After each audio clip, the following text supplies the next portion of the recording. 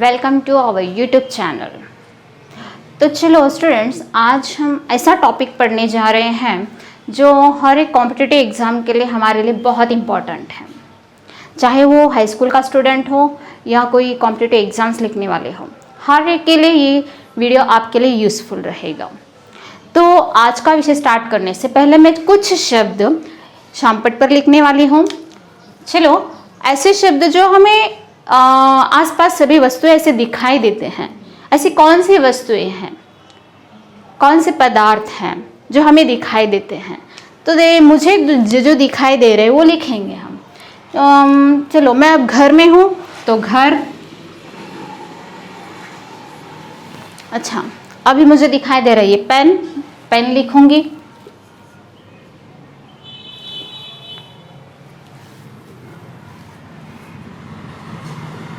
और क्या दिखाई दे रहे हैं स्टूडेंट्स आपको?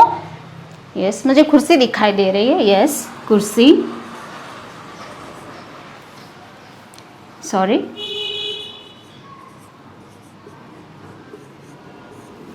हाँ, हम कहाँ रह रहे हैं, शहर में या गांव में, किसी न जगह। ओके, तो शहर। चलो, अब आप सोच रहे होंगे कि मैडम ने ऐसा क्यों लिखा है ना? तो आप देख रहे होंगे कि जो भी वस्तुएं हमें दिखाई दे रहे हैं वो सभी वस्तुओं को मैंने, कुछ वस्तुओं को या कुछ चीज़ों को मैंने यहाँ लिखा है। तो ये हमें, ये जो शब्द हैं, ये सभी शब्द हमें किसका बोध कराते हैं? तो ये सभी शब्द हमें एक नाम का बोध कराते हैं। किसका बोध कराते हैं? नाम का बोध कराते हैं। ऐसे नाम का बोध कराने वाले शब्दों को ही हिंदी व्याकरण में हम कहते हैं संज्ञा। क्या कहते हैं? संज्ञा। तो स्टूडेंट्स, आपको समझ में आया होगा कि आज का हमारा टॉपिक कौन सा है। यस, हिंदी ग्रामर में सबसे पहला और सबसे इजी टॉपिक हमारे लिए है संज्ञा। तो चलो, आज हम संज्ञा के बारे में देखेंगे।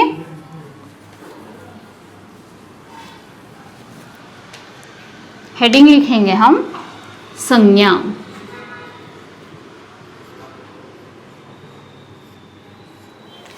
तो अभी हमने देखा कि संज्ञा क्या है। कुछ शब्द मैंने लिखे थे, तो इस शब्द में हमें किसी नाम का बोध हो रहा था, तो नाम का बोध कराने वाले शब्दों को क्या कह सकते हैं हम? संज्ञा। तो इसकी परिभाषा हम लिखेंगे।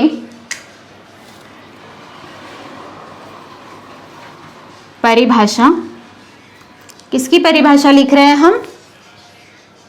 यस, संज्ञा की। किसी व्यक्ति, वस्तु, वस्तु भी हमें दिखाई देते हैं। यस, व्यक्ति, वस्तु, स्थान, स्थान भी हमें दिखाई देते हैं, और भाव या भाव का बोध कराने वाले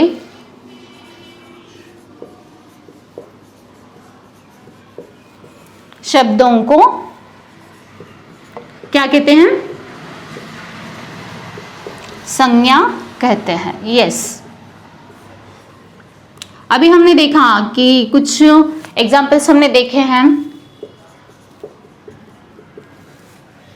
तो हर एक हाँ, आप सोच रहे होंगे कि मैडम ये भाव कैसे दिखाई देता है। ये भाव के बारे में हम थोड़ा अलग डिस्कशन करेंगे। ओके, जब मैं यहाँ एक्सप्लेन करती हूँ ना, तब मैं आपको बताऊंगी भाव क्या है। तो बाकी के हमें व्यक्ति, वस्तु या स्थान को तो हमें दिखाई देते हैं। यस ना? ओके, तो हमें अभी देखा घर, पेन, पुस्तक, जो चीज़ें भी आपको दिखाई दे रहे हैं वो सभी हम संज्ञा में ले सकते हैं। यस, तो इस संज्ञा में प्रकार भी हैं। तो देखो, सभी वस्तुएं एक ही प्रकार की नहीं होती है ना, इसीलिए इनमें भी कुछ प्रकार, टाइप्स हैं। वो प्रकार कौन से हम देखेंगे? संज्ञा के प्रकार।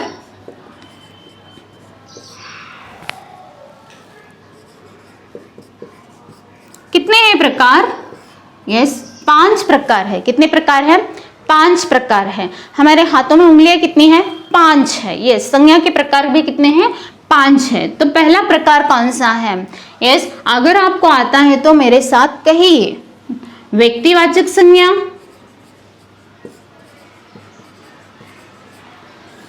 ये पहला प्रकार। दूसरा है जातिवाचक संज्ञा।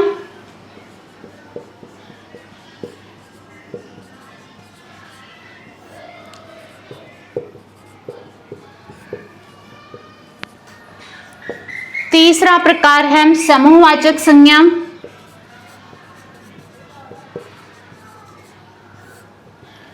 चौथा हम लेंगे भाववाचक संज्ञा।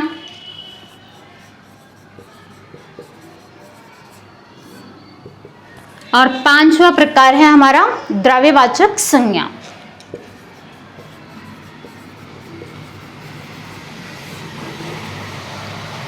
तो 5 प्रकार हैं। कौन कौन से प्रकार हैं संज्ञा के? व्यक्तिवाचक संज्ञा, जातिवाचक संज्ञा, समूहवाचक संज्ञा, भाववाचक संज्ञा और द्रव्यवाचक संज्ञा। अब इतने प्रकार है तो इसमें विशेषता क्या है? व्यक्तिवाचक संज्ञा की विशेषता क्या है? मतलब इसको हमें टाइप्स में क्यों डिवाइड किए हैं? तो ये भी अलग अलग होंगे, है ना। तो चलो पहले हम देखेंगे व्यक्तिवाचक संज्ञा के बारे में। तो पहले हम देखेंगे व्यक्तिवाचक संज्ञा के बारे में। अब व्यक्तिवाचक संज्ञा क्या है? व्यक्तिवाचक और जातिवाचक में थोड़ा सा ही डिफरेंस है। वो कौन सा? तो देखिए, मैं कुछ एग्जाम्पल्स यहाँ लिखती हूँ। जैसे रमेश, मोहन, हैदराबाद। ओके, और दूसरी तरफ और कुछ एग्जाम्पल्स लिखती हूँ। जैसे लड़का, लड़की,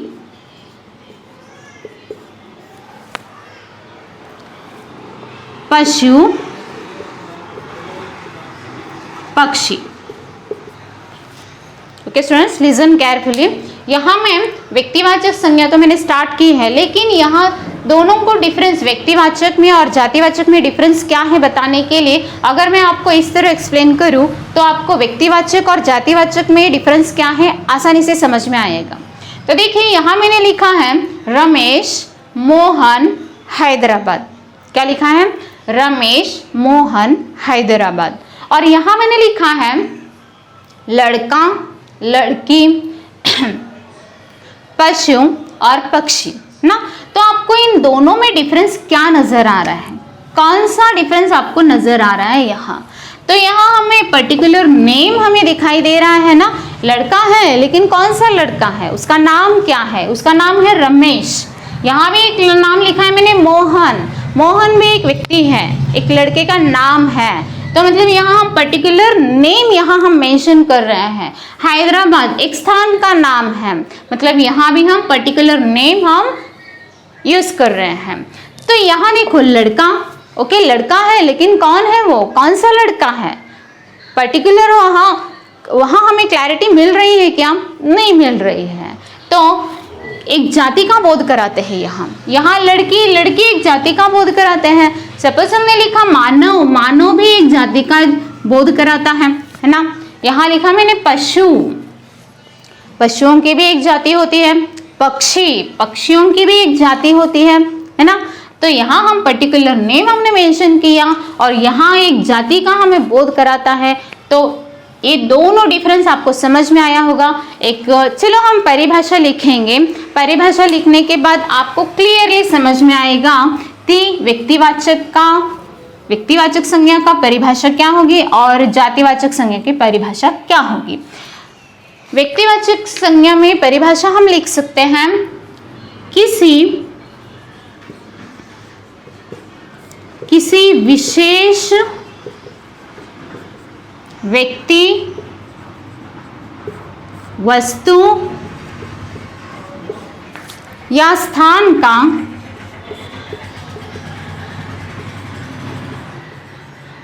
बोध कराने वाले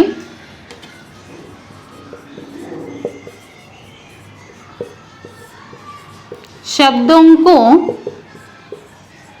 क्या कहते हैं? व्यक्तिवाचक संज्ञा कहते हैं।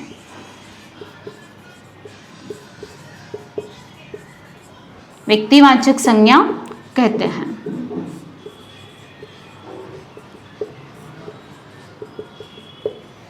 अच्छा, अब आपको दिखाई दे रहा होगा, आप सोच रहे होंगे कि मैडम यहाँ संज्ञा की परिभाषा और व्यक्तिवाचक संज्ञा की परिभाषा एक ही जैसे दिखाई दे रहे हैं। ये आपने बिल्कुल सही कहा, एक ही जैसे दिखाई दे रहे, लेकिन एक ही शब्द उसमें एक एक्स्ट्रा आया है। वो कौन सा शब्द है?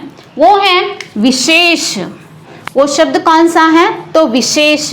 इस विशेष शब्द आने से संज्ञा और व्यक्तिवाचक संज्ञा इन दोनों में हमें डिफरेंस नजर आता है।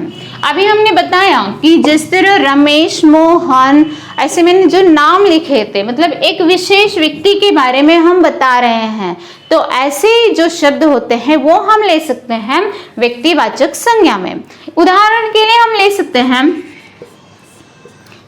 उदाहरण के लिए चलो, रानी और रमेश, किसी स्थान का नाम जैसे मुंबई, चलो मुंबई, हाँ, ऐसे जो हम पर्टिकुलर नेम हम जो मेंशन कर रहे हैं, ऐसे शब्दों को हम व्यक्तिवाचक संज्ञा में ले सकते हैं।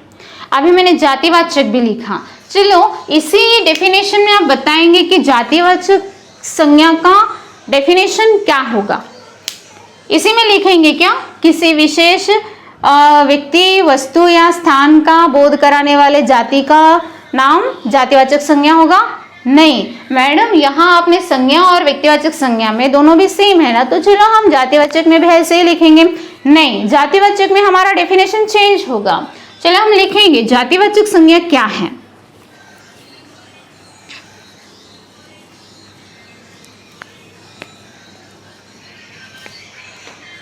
दूसरा प्रकार हमारा कौन सा है? जातिवाचक संज्ञा।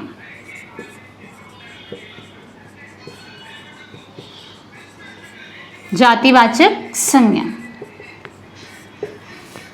हाँ, इसकी परिभाषा होगी जिस शब्द से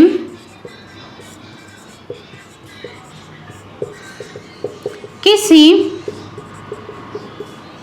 जाति का बोध हो,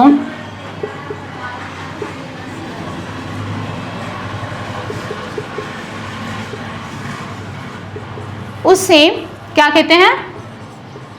यस, बिल्कुल सही कहा आपने, उसे जातिवाचक संज्ञा कहते हैं।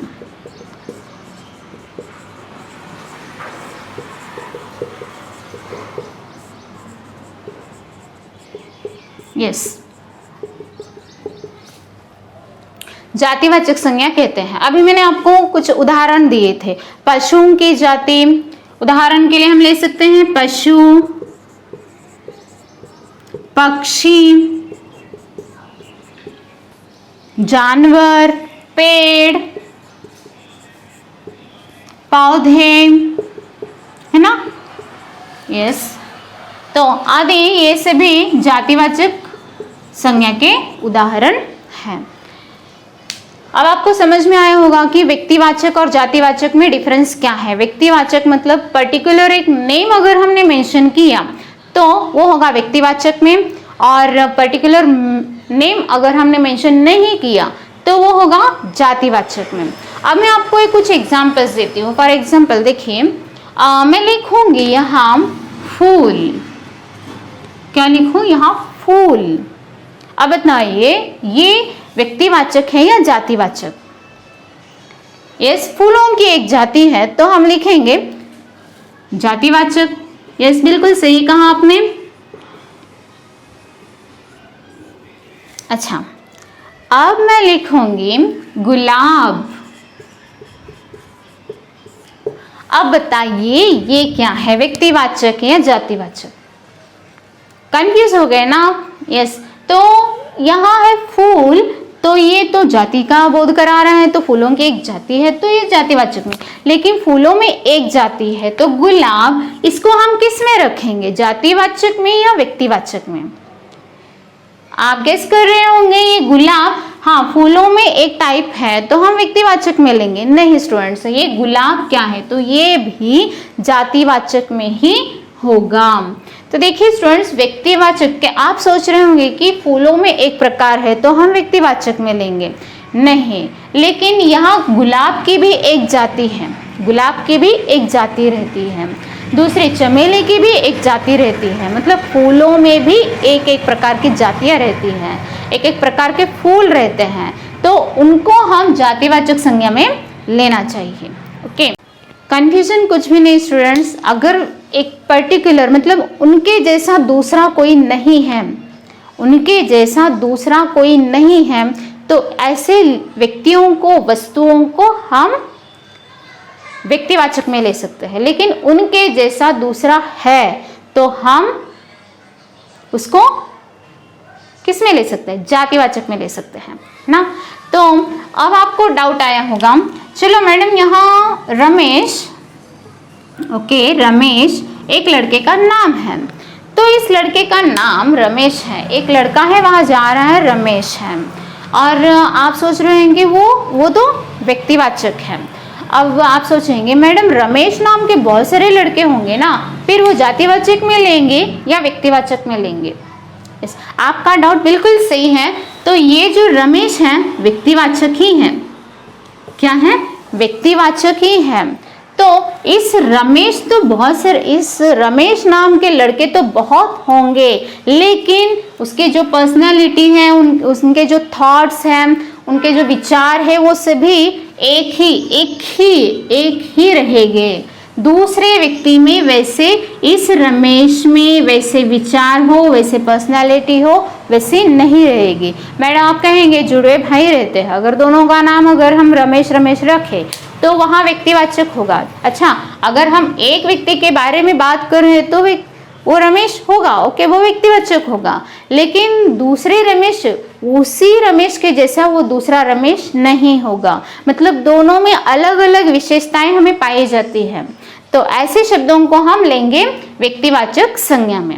ओके स्टूडेंट्स, आपको क्लैरिटी मिली होगी कि व्यक्तिवाचक क्या है और जातिवाचक क्या है, और अगले वीडियो में हम देखेंगे बाकी के प्रकारों के बारे में। Okay students, bye bye, take care.